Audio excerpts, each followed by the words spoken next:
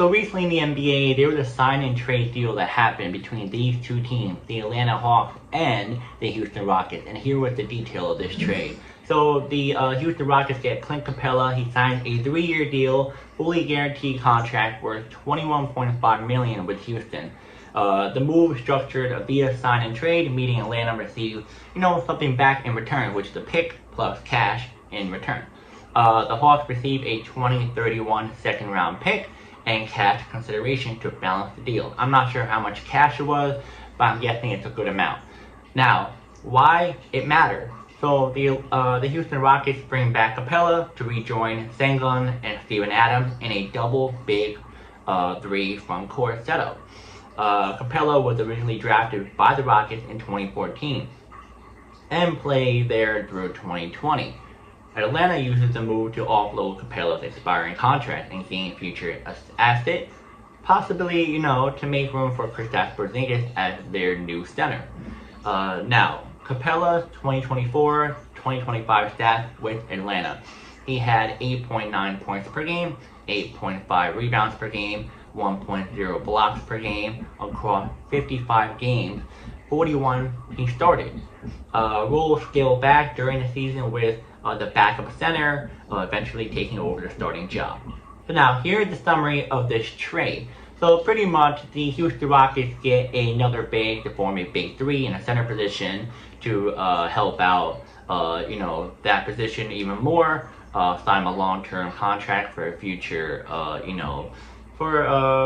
would say future center for the franchise with Sengun, pair up with one another. We're not sure if Steven Adams is going to go. He might stay with the team even longer, it sounds like, which I know he signed a contract with them.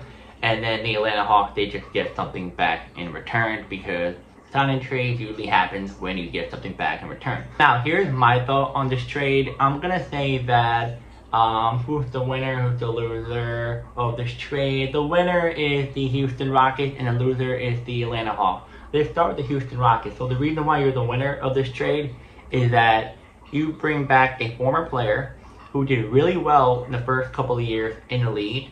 You drafted him, he developed him, he was really good, and then he ended up leaving.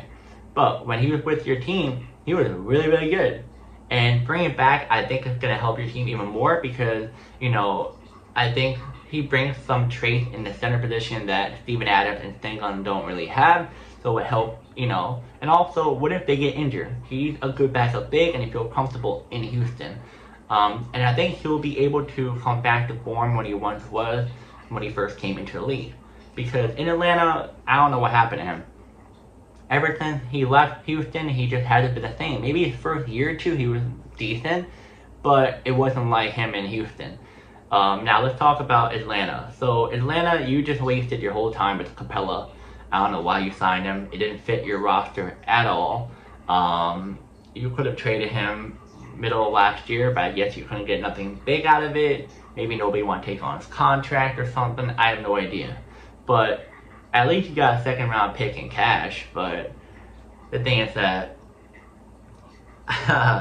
why would you get rid of him, especially if you have Kristaps Porzingis at your center? People could be like, whoa, Kristaps really good. But, we don't need him.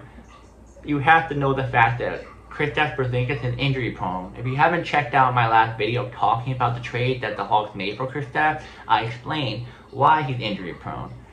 It doesn't make any sense to, to get rid of Clint Capela because Kristaps Porzingis, the first 3 weeks, he could be injured. And then you have no center. You have a backup rookie, I guess, or a veteran backup who's not even that good.